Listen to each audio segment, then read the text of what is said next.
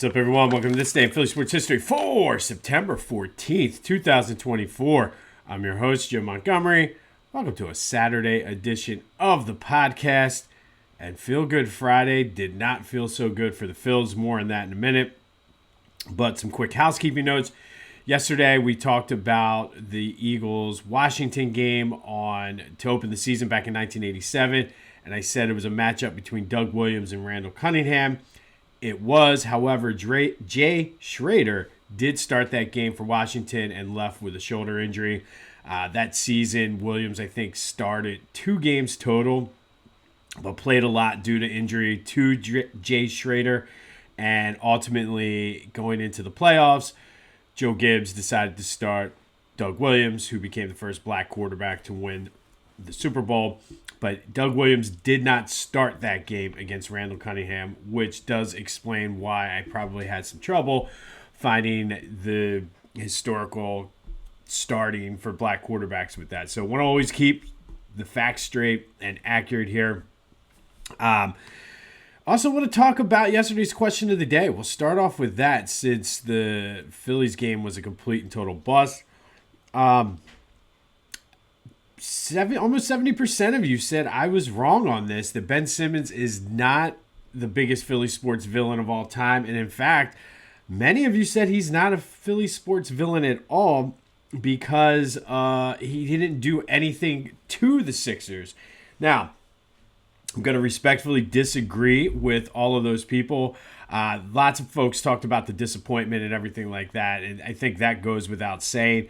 However, for me, it's not so much that he did anything to my Sixers. It's more about what he did not do for them and what he could have done. Yes, he wasted the potential. Yes, just a waste of space. Yes, he could have been great.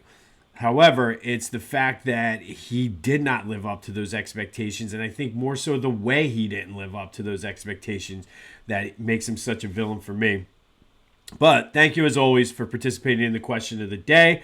There will be another one later in the show. But again, to me, Ben Simmons is just one of those guys that talk about a punchable face. Like, that's like a 3-piece Street Fighter, Mortal Kombat, finish him combo face.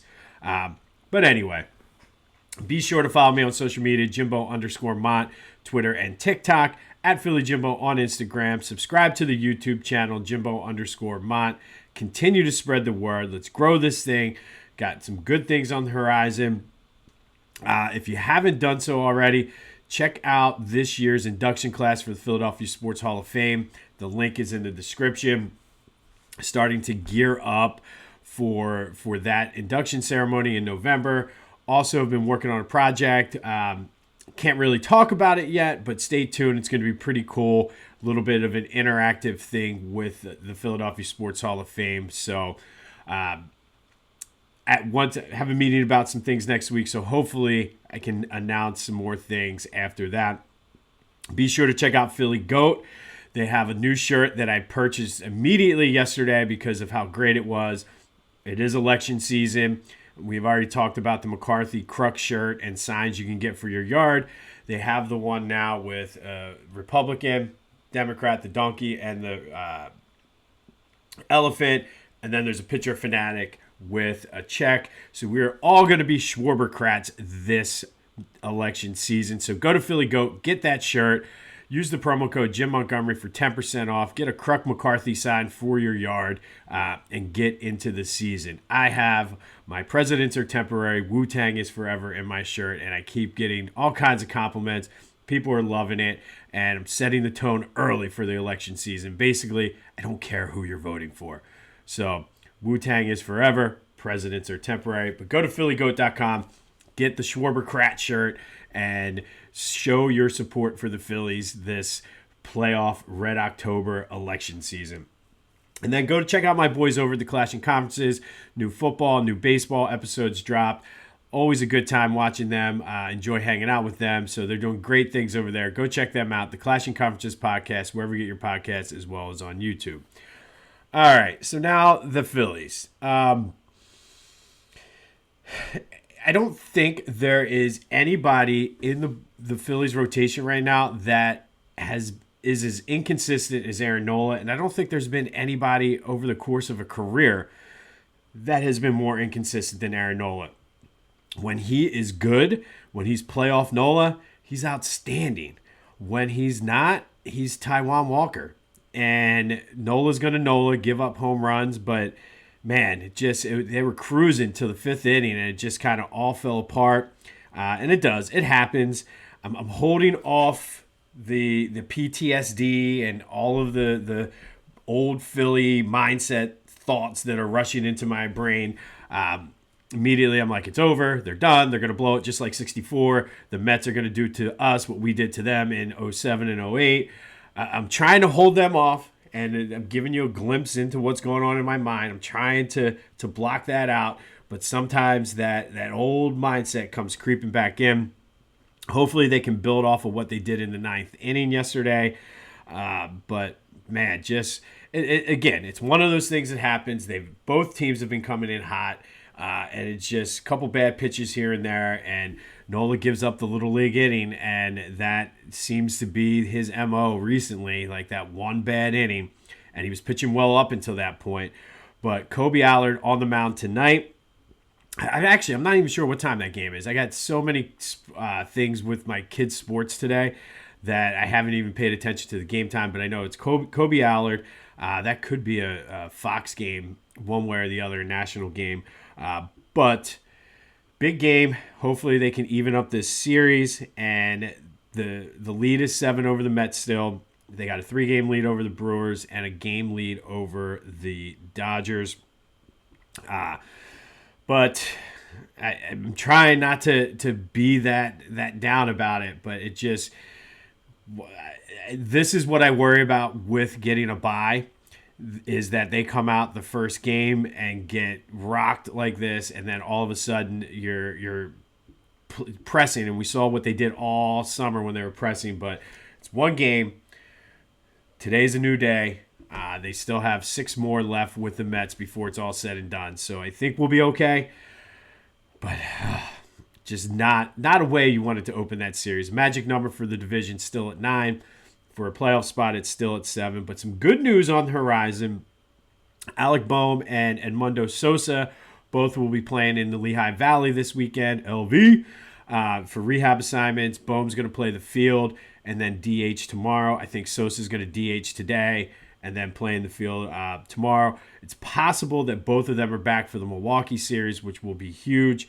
But now let's focus on the Mets. And I must say, and I think I mentioned this yesterday, and my feelings during that game certainly confirmed this, that as much as I want to say the Braves have overtaken the Mets as the Phillies' biggest rival, to me, when the Mets are good, I hate the Mets. I absolutely hate the Mets. I forgot about it because it's been so long since both teams have been good at the same time. But, yeah, I hate the Mets.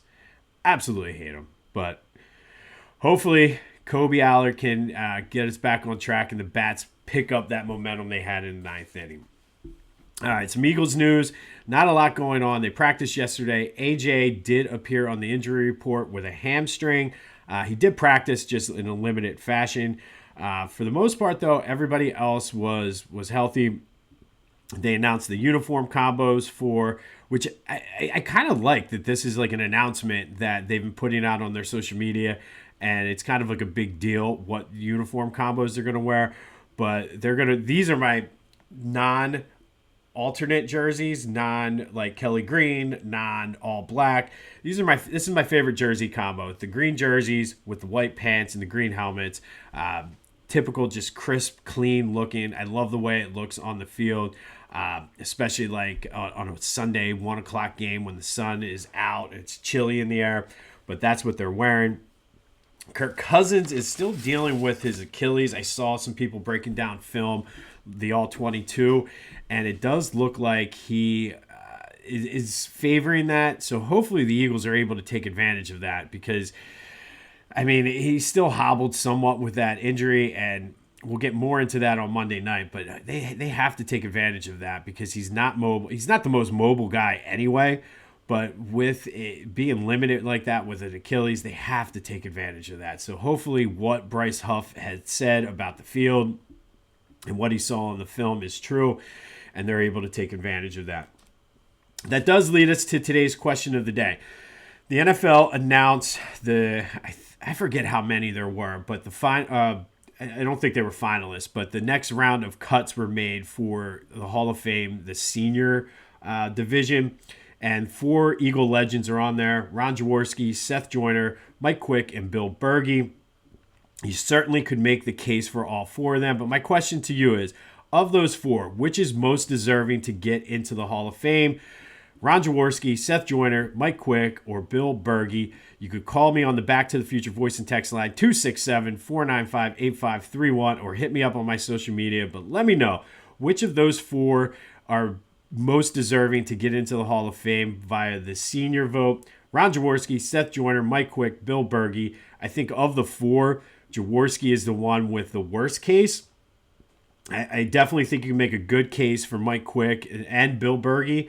I know, by the way, happy birthday to my brother. I know he's not a big Bill Bergey guy, more so for his post-game and pre-game show antics. But happy birthday, Kyle. Hopefully you vote for Bill Bergey.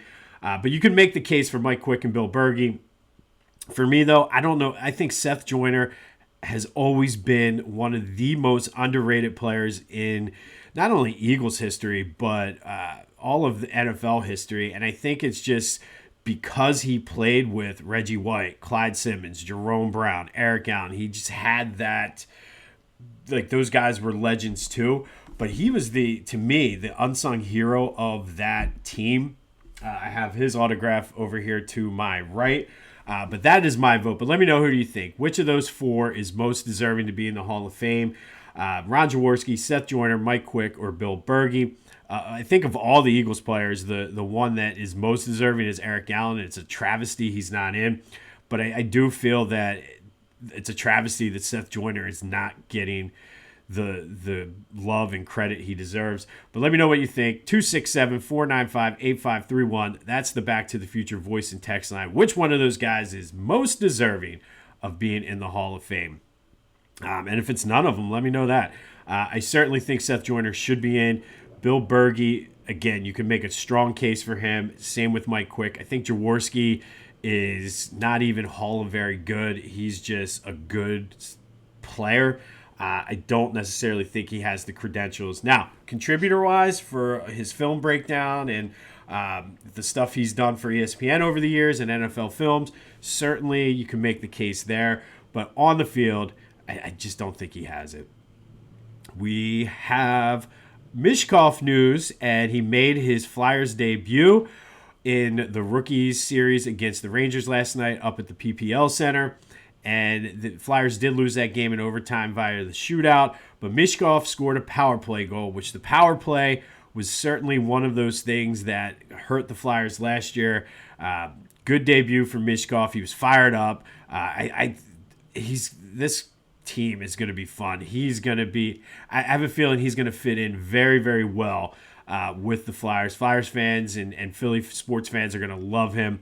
I saw the highlights. You can see like it. He has it, and it was just great to see him finally on the ice. So it's going to be an exciting Flyer season as they kick off training camp next week. Union finally returned to action tonight down in Miami. Tough game for them, Inter Miami, especially as they're battling for a playoff spot, and the news just keeps getting better. Apparently, Messi might be able to play in this game. He hasn't played since June 1st with an ankle injury, but he seems like he's set to at least get some playing time and minutes tonight. So tough road for the Union tonight, but let's go. You need to do something, and these are the teams you're going to have to play if you want to make a playoff run. So looking forward to that tonight. All right, today we're going to go back to 2003. And on this day in 2003, the Eagles lost to the Patriots 31-10 in the second game ever at Lincoln Financial Field. The Eagles' only points came on a Deuce Staley touchdown and a 57-yard field goal by David Akers. Donovan struggled mightily. I remember being at this game and just being like, what is going on with this team? 18 for 46, 186 yards, 2 touchdowns, a pick 6. He lost 2 fumbles, was sacked 8 times. The Eagles had 6 turnovers in general, and Tom Brady was, his first prime. He played for 100 years. So first prime, Tom Brady went 30 for 44, 255 yards, 3 touchdowns. And the Eagles opened up Lincoln Financial Field with 2 brutal losses. They were 0-2 to open the Linc, scored only 10 points in that game. They were shut out the week before in that big matchup against Tampa Bay with Sylvester Stallone came out, all the pomp and circumstance, and the Eagles scored 10 points. They had a rare week 3 bye that year. So Andy Reid went to the drawing board, and they came back out a different team after that, went 14-2 down the stretch. Thanks in large part, if you remember that season, it was the Brian Westbrook turned that season around with his punt return against the Giants to win that game. Because up until that point, the Giants had the Eagles' numbers, so that was a huge confidence boost for the team against the Giants, but also just the way they won that game. But that turned it around. They had the first seed that year. That was the 4th and 26 year. The year that they lost to the Panthers when McNabb took the cheap shot and just was hurt in the NFC Championship game. But I will say that those 2 games to open the Linc, in my 24 years of having season tickets, probably the worst 2-game stretch of football I've ever seen in that building, and that includes preseason. So on this day back in 2003, Eagles lost to the Patriots 31-10, losing their second straight to open up Lincoln Financial Field. They did get it together that year, ultimately ending in the NFC Championship game against the Panthers. All right, finally today, our Philly Sports Villain segment. And this one, it's kind of an odd one, but Ilya Bryzgalov, and he was the goalie and signed a 9-year, $51 million contract. And I was hesitant to put him on the list because I don't know if he's so much a villain as he is frustrating. To me, all of the arguments that people were making about Ben Simmons, you can make that about Ilya Bryzgalov, where Ben Simmons is just a jerk. Bryzgalov was just goofy and very frustrating. Came in with a lot of hype and was supposed to be the long-term answer to goal for the Flyers. And he just did not live up to any of the hype. He was very inconsistent. When he was good, but then when he was bad, he was bad. And like I said, he was goofy. A lot of funny quotes. He said, "I have zero confidence in myself." He had the famous quote where he's like, "Great news, I'm not playing today. Good news, we have a chance to win." He had, when the Flyers were featured on the HBO leading up to one of the outdoor games, he said, went on this long soliloquy about the solar system and what's out there, and we worry about things, and didn't really enjoy the Philly sports media. He said, "I will try to find peace playing here," and just really did not endear himself to Philly fans that much. But like I said, when he was good, he was good. But when he was terrible, he was terrible. That one year in the playoffs, he was the only guy that showed up. But I feel Ilya becomes the villain in part because of his comments, in part because not living up to the hype. And I think a lot of it is probably more to blame on the front office for giving him the ridiculous contract. But at the same time, he just did not help himself out. And then to make matters worse, he's still hampering this team for the next couple of years because they did buy him out. And it was a ridiculous buyout and a very Bobby Bonilla-like move.